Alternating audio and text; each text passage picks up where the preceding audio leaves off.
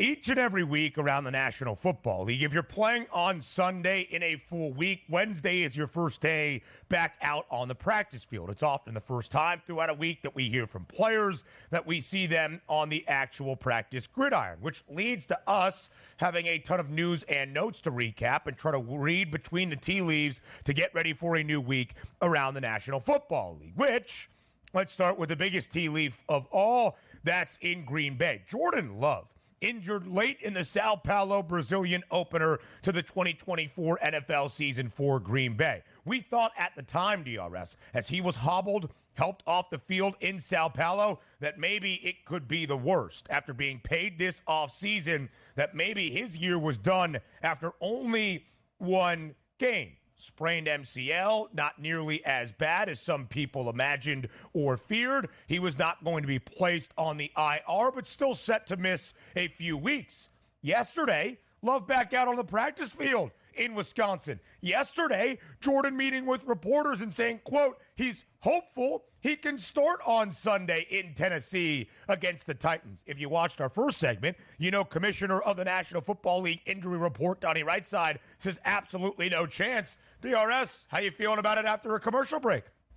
Yeah, no, there's no chance that he plays. Let's understand the concept here of injuring your knee as a franchise quarterback and making sure you're healthy enough to protect yourself in the pocket. And also, Ben, let's understand, they lost to the Philadelphia Eagles opening night. Malik Willis came in and played a steady hand in week number 2 and beat a decent Indianapolis Colts team, which you're 1-1. You're not 0-2, and Malik Willis didn't go 6 for 24 with 4 interceptions. You said, we're just going to lose games until you get back out there. Can you stand in the pocket like a statue? We'll protect you. Can you just get out there and help us be a competent football team? You don't need that. So why would you rush your franchise quarterback back? And I understand that we don't have doctors in the room that have completely diagnosed this and are letting us know. It's apparent that he is a quick healer. But when you're dealing with that type of injury, you can't risk it. Let's just say he's not 100% and plays this weekend against a very good Tennessee Titans defense and takes a low hit, and now he's down for the season, injures that knee more, and it's an ACL. Wait till he's 100%. You won last week. You can win this week again without him.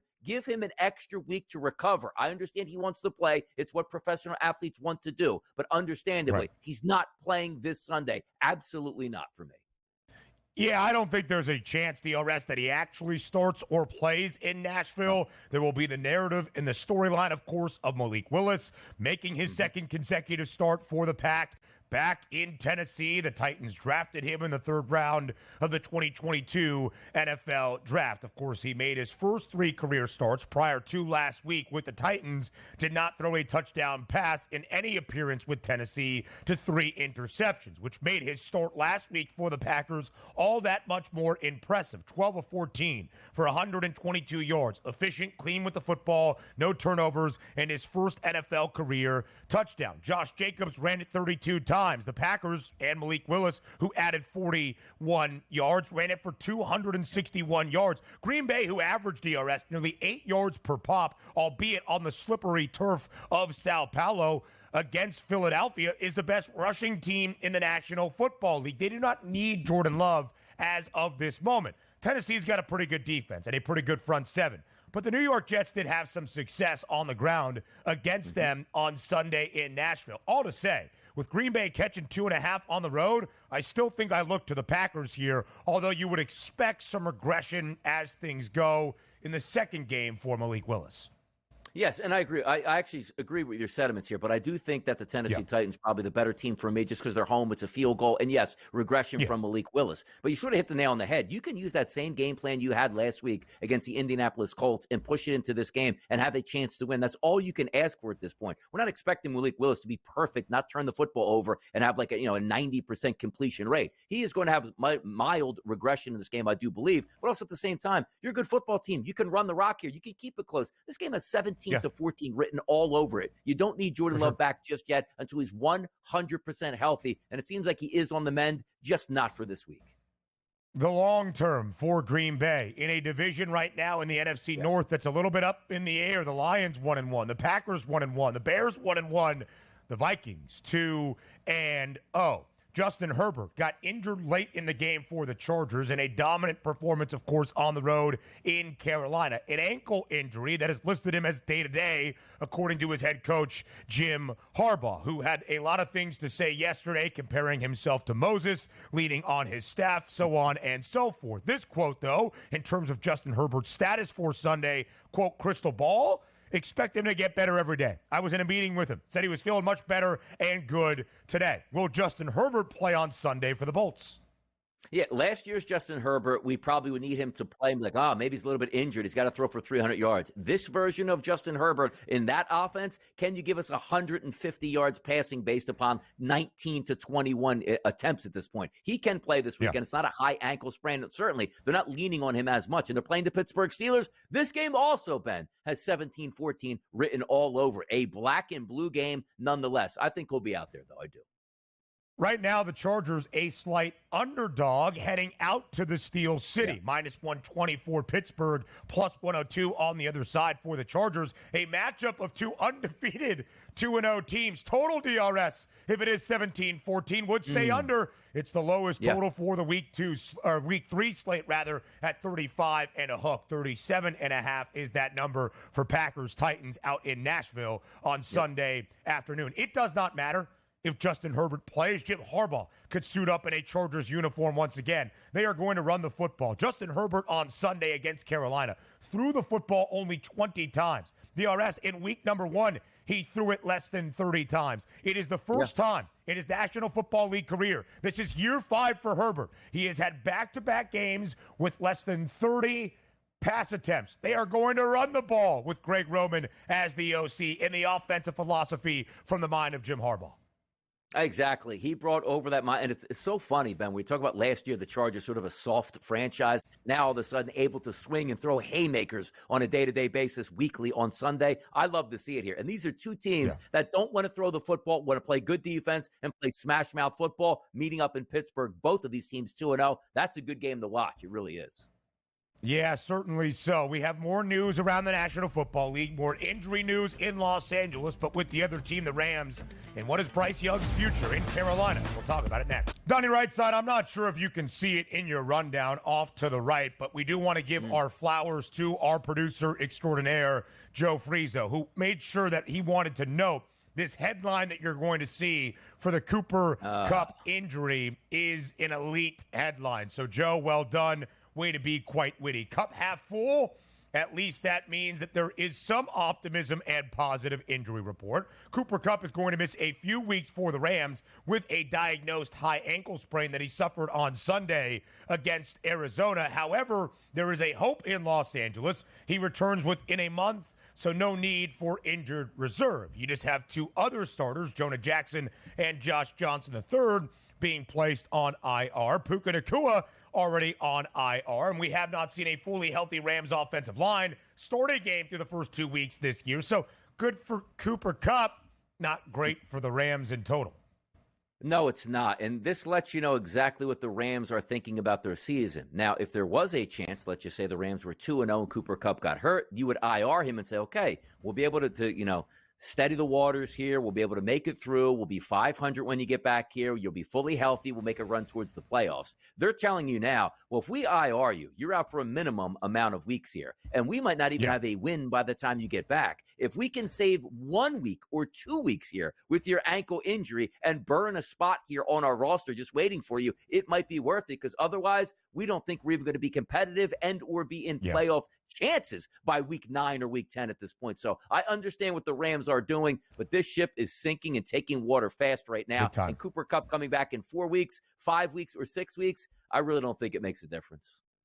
A rough start for the Rams, who have been the underdog in their first 2 games, both on the road. They lose to Detroit in overtime. They get hammered by the Cardinals last week out in the desert. Home opener, week 3 inside SoFi. They're still an underdog, a large underdog, getting 7 points against the San Francisco 49ers. It is a rough start to the year for the Rams, reminiscent of 2022 when injuries were the story in L.A. following a Lombardi Trophy the year prior. DRS, now we go to Carolina. The Panthers have said they are not considering trading Bryce Young despite placing him on the bench at this moment. The 2023 number 1 overall pick with so much investment to get that first overall selection and all that was traded away for Bryce Young. Do you believe in Carolina when they tell us they are not interested in trading Bryce Young, or as we discussed earlier, is it a market ploy to try to garner some interest, making him seem like he's untouchable? Yeah, I think it's one thing to try to say from a Carolina perspective, we're not trading him, because what you're trying to do is send the message to Bryce Young. Like, look, we understand you stink right now. You know you stink. But let's just say you're not going anywhere. Give you a little bit of confidence that you don't have to worry every 30 minutes that your agent is going to call. They're going to be the third string quarterback in Cincinnati and have to change everything. You're trying to give him hope for the future and say, kid, it hasn't worked out yet. Let's sit you down. Don't worry. You'll take a deep breath. You'll get back in a couple weeks, and we think you can be the player that we drafted number 1 overall. And also keep in mind, no other team out there is going to trade for a first-round draft pick in his second season. This isn't like 1977. It's like, hey, it's a 3-year deal for $5 total million. That's an expensive contract. And now in the NFL with first-round draft picks, it's fully guaranteed. So no team is going to take that on for a look-see. If they do cut him, Carolina, yes, you would take him on because he'd clear waivers, and then you go to the next franchise on a veteran or just say a rookie, whatever minimum salary that he would have. So it doesn't make any sense for them to move on, because it's right. If you keep him on your roster for the next 3 years as a backup, it's going to cost you the same, Ben, as cutting him this year. And there is a chance that he can resurrect his career and learn from being on the bench and be a decent quarterback. Absolutely. We saw that talent at Alabama. So it doesn't make any decision here easier for Carolina, except the money will be the same if you cut him or move on from him. You might as well just keep him and hope that he can resurrect his career. 84 yards last week in the home debut in Charlotte this season against the Chargers. The 11th time in Young's last 12 games he threw for less than 200. There is no doubt, DRS, his confidence is in the toilet, in the gutter right now. So maybe just sitting behind Andy Dalton for a few weeks brings his spirits up. We were not together on Tuesday when this news hit the pipeline, so I have not had the chance to ask you about Bryce Young's future in Carolina. Will he be there next year? Will he start another game for the Panthers? Might that next start come this season? Where do you fall? Yeah, here's those arguments. If Carolina finishes with the number 1 overall pick, you are taking another quarterback, because you don't win in this league without a franchise quarterback. And if you draft a franchise quarterback again, why not just have him go 1-1 with Bryce Young into the future of the next 1 to 2 years and find out who is the better quarterback? I don't buy into let's trade that number 1 overall pick. We already have our guy. No, you don't. Quarterback number 1 overall next year. Thursday night football to kick off week number 3 of this 2024 NFL season. It's how we kick off hour number 2 live right here on this Thursday morning on the early line on Sports Grid. He is Donnie. I am Ben. So DRS, let's continue to dive through this matchup to start off this second hour around the National Football League. It kicks off week number 3. It's a divisional duel. The Jets and the Patriots for New York's home opener out in East Rutherford, New Jersey, inside MetLife Stadium. The Jets are nearly a touchdown favorite over the Patriots on this short week. 38.5 is the number. As we look at the New York Jets, last week was just their 10th game as the favored side with Robert Saleh as their head coach since he took over the reins of Gang Green back in 2021. They did cover. They are now 6-4 straight up, 4-5-1 against the spread. The Patriots last year, DRS, when they won only 4 games of the 24th and final season under Bill Belichick, were an underdog 12 times. They were 4-7-1 against the spread. Not good even keeping games close when they were not expected to win said football game. This year, though, 1-0-1 against the spread. The outright victory, the largest upset of week number 1 with the largest spread of the opening Sunday slate of the season in Cincinnati. And last week they closed as only a 3-point home underdog against the Seahawks. Game goes to overtime. Seattle wins 23-20. But earlier in the week, that line was 4.5 in favor of Seattle, even 3.5 by the time we reached the weekend in favor of the Seahawks. So the Patriots moving markets and keeping games a lot closer than we anticipated entering this season.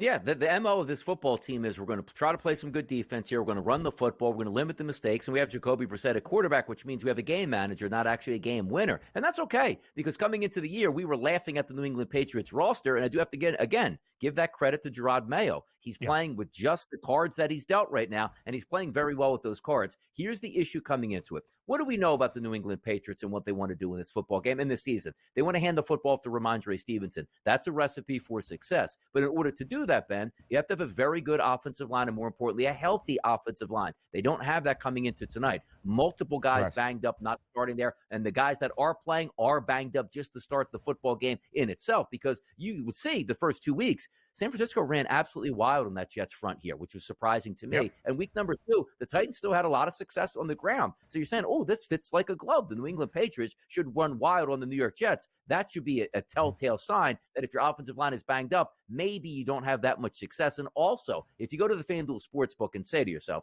I know New England wants to run the football, Ramondre Stevenson is going to get the bulk of the carries. Look at his total tonight, 64.5. It's not 75.5. It's not 81.5 at this point. It's 64.5, almost baiting you in. But they should be able to run the football quantity-wise. But how much yards are they actually going to get? And will the Jets be able to say, all right, this is one of those teams, Ben, I can put 8 in the box routinely against your banged-up offensive line, and you'll be just ramming your head against a brick wall all through the game just to see if you can bust a run or two at this point. That's the way I play it out, because usually say, no, get on Ramondre Stevenson. Anytime touchdown market over his rushing prop, and maybe it does work, and maybe he gets, let's just say, 15 to 20 touches on the ground and maybe a touch or two in the passing game. That should be enough for the 64.5. But I think it's priced appropriately, just saying to yourself, you know what?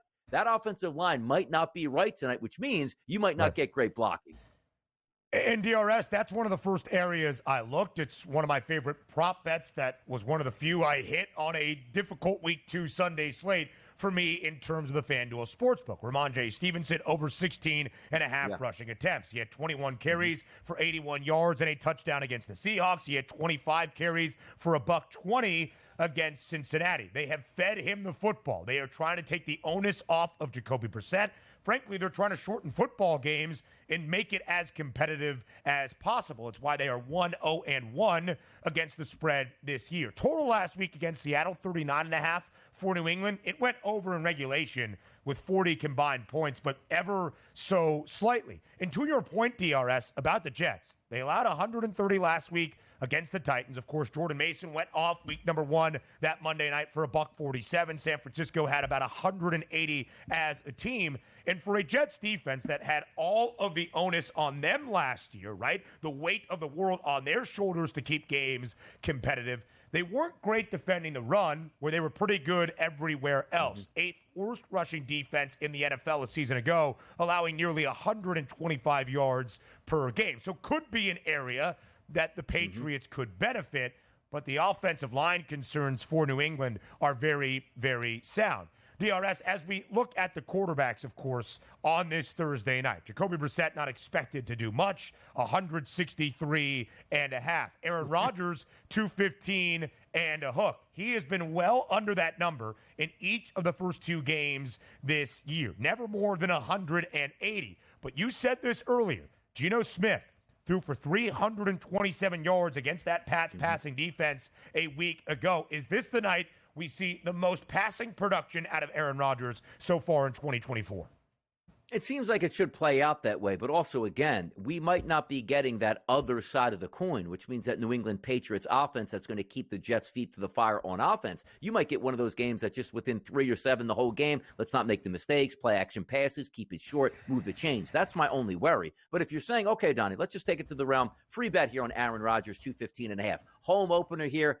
215.5 is not a big number for Aaron Rodgers. And I understand the start to the season hasn't shown like, hey, he's thrown for 300-plus yards and multiple touchdowns every game. 215 is not a high number. You look at his touchdown prop here tonight, also passing over 1.5. That's a plus money number at a plus 120. How many times in Aaron Rodgers' career did he have a 1.5 number at a plus money? It's usually always minus. And also, just to let you know what we're thinking about the explosiveness of both of these offenses, you very rarely see this. Jacoby Brissett has that 163.5, which is hilarious. That's like Justin Fields territory last year with the Chicago Bears. But look at his touchdown prop. to throw one of them is a minus 160. You might say, ooh, that's juicy. That's not juicy here. Usually to throw one touchdown, it's minus 280. It's minus 320. It's minus 400 because that's what quarterbacks are supposed to do in football games. But this year, nobody's throwing for any touchdown passes. So for Brissett to throw one at a minus 160 price is just about hilarious on that level, which also shows you the type of offense they run and the wide receivers. They trust their running backs, not their wideouts here. And we'll see how that plays out. But for Aaron Rodgers,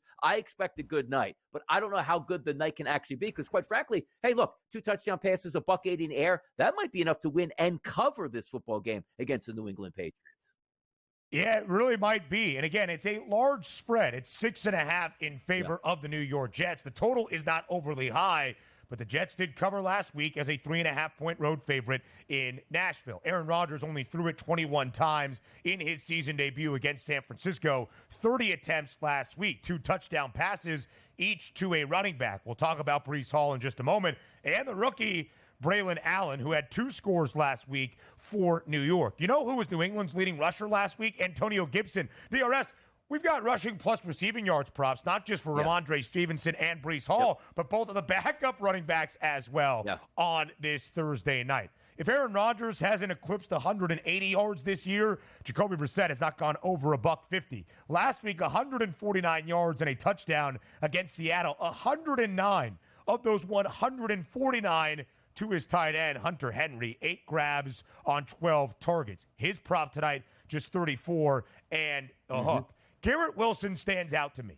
If we think, DRS, that the New York Jets are going to have success through the air tonight, Garrett Wilson, who has not gone over this number so far this year, this could be an area to look. And his anytime touchdown prop at plus 145, he hasn't scored yet this year either. If the aerial attack is good for the Jets tonight, led by Aaron Rodgers, that would be 2 areas that certainly have my eye.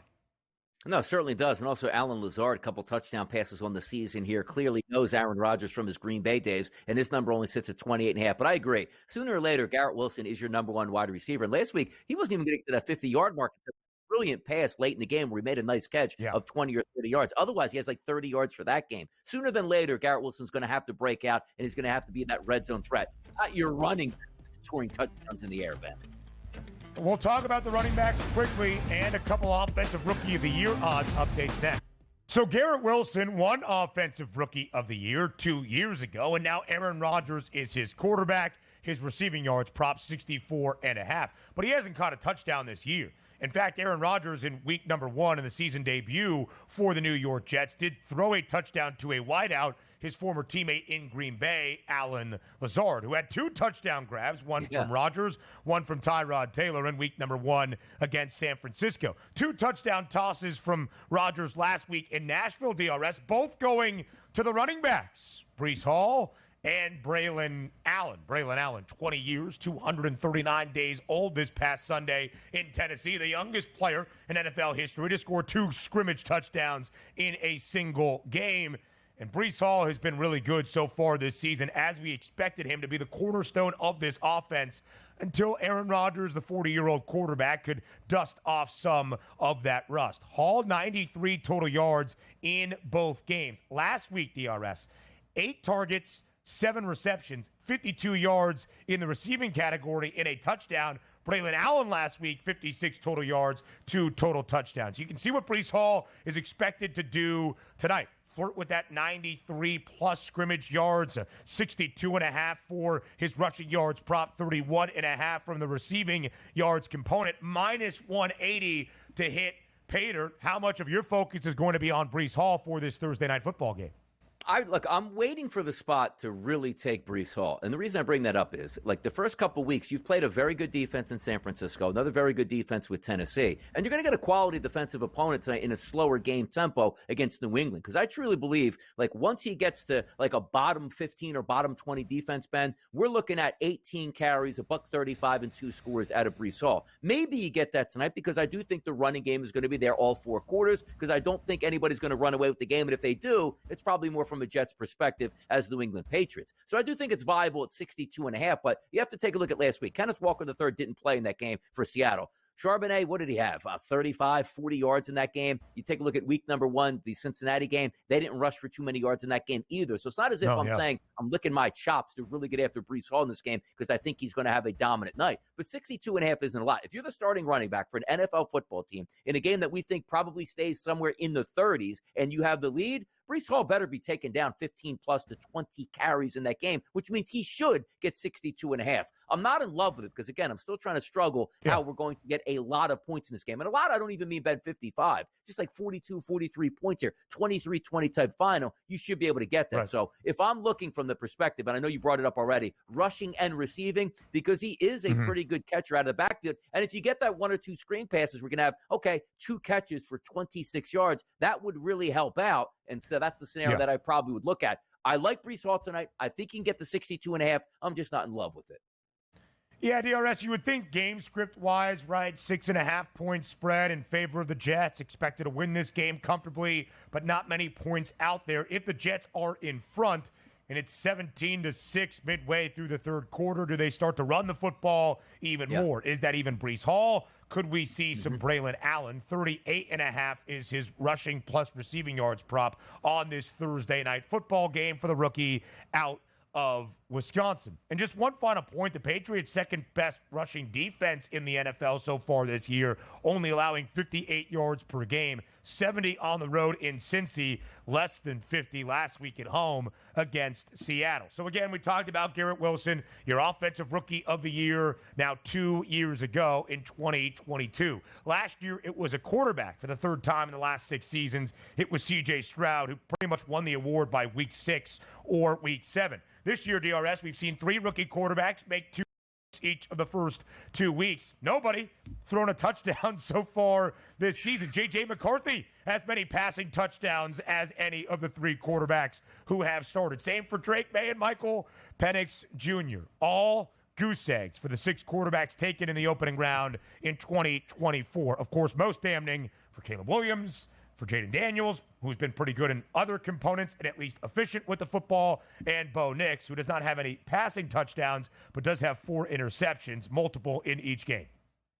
I'll tell you what's interesting, too, because this is not just a rookie pandemic right now. We're not throwing touchdown passes. The lowest amount of touchdown passes through 2 weeks, I believe, since like 2006, which is incredible. And I always talk about in the early months is where you love the team totals over. You love the high-flying offenses because everybody is healthy and the weather is nice. What's going to take a look at, Ben, when we get to the end of October and November and December in some of these cold air cities? Is it just going to be the running game? Is that like the new institution where running backs are getting paid now, rightfully so, because that's the only guys that can actually score touchdowns at a high rate? We're waiting for that breakthrough. And again, tonight, you're going to watch a Thursday night football game with 2 quarterbacks that one is a Hall of Famer who we're saying like maybe he can throw 2 touchdowns, and Jacoby Brissett is priced at saying like don't even think about taking him as a touchdown prop. But those rookies, if we're being honest, right? Caleb Williams through 2 weeks. If you would have told me before the season started, here's his wide receiving core, here's how talented he is. He hasn't thrown a touchdown pass yet. Jaden Daniels won the Heisman Trophy last year and was throwing it all over the lot for LSU.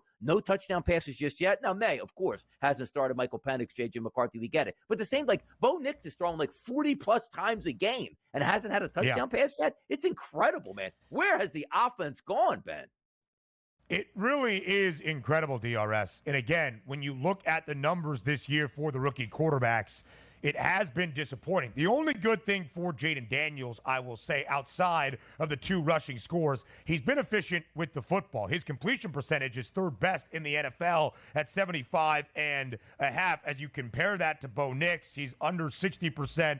And Caleb Williams, I don't even think, he does, 56.1%. It has not been good for the other rookie quarterbacks, which has led to changes in the Offensive Rookie of the Year odds. Donnie, it's often difficult for a quarterback to win this award because you need to put up C.J. Stroud-like numbers. At least the expectation is lead your team to winning ways. Jaden Daniels has a win. Caleb Williams has a win. The Broncos are 0-2. But Daniels and Williams now co-favorites alongside Marvin Harrison Jr. at plus 320. Of course, MHJ exploded onto the scene in week 2 after a quiet career debut in week 1.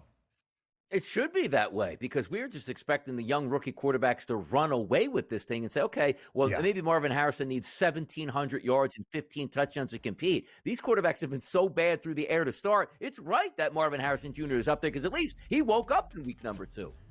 For sure. And maybe you think, okay, I've got a good place on the rookie quarterbacks, not based on what we've seen yet. Thursday night football to kick off week number 3 of this NFL season, and Mark Zinno goes back from the mouth in the south to the mouth in the northeast. It's where he's from. He's from Long Island. He loves the New York Jets. He's ready to go for Thursday night football as Gang Green plays host to the New England Patriots in a divisional duel. The Jets a 6.5-point home favorite, total 38.5 for this short week Thursday night football game. Rather large spread, nearly a touchdown, Zinno, in favor of New York. Pretty minimal total at only 38 and a hook. How do you see Thursday night football playing out? Well, let me just clarify. If the Giants weren't as bad as Florida is in college football, then I would, tell everybody how much of a Giants fan I am. But I don't ever claim the Jets as my own.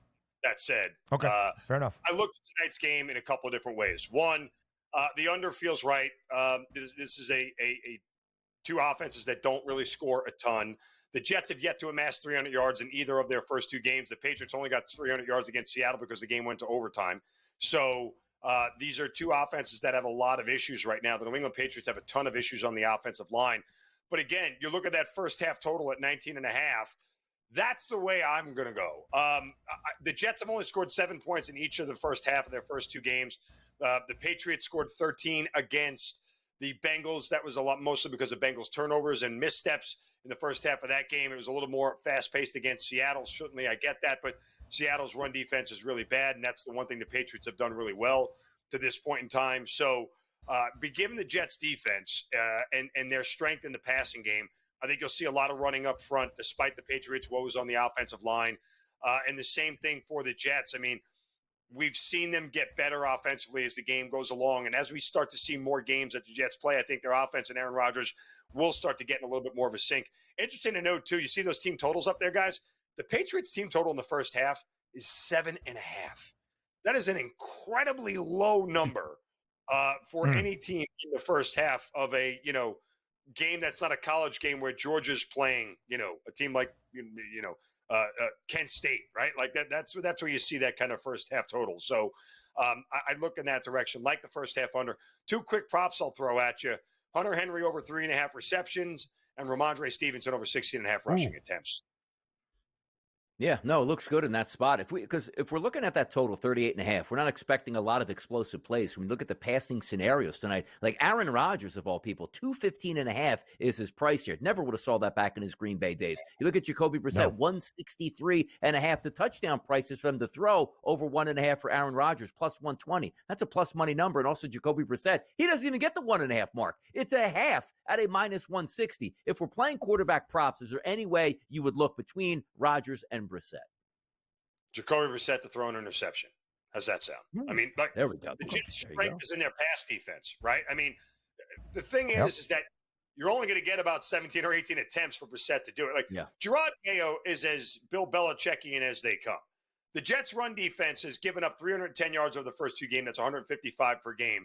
Why would I want to throw into Sauce Gardner and a good Jets secondary when I could just run up against a defense that's been gashed over the first 2 weeks, particularly, again, by a Titans team that doesn't necessarily do anything special in the ground game? You get San Francisco going off, but the Titans still had 130 yards in the ground. So I think you're not going to get many chances, but if you're looking at a quarterback prop, I would look at Jacoby Brissett to interception, or honestly, take Aaron Rodgers 2+ touchdowns and go in that direction and try to catch plus money.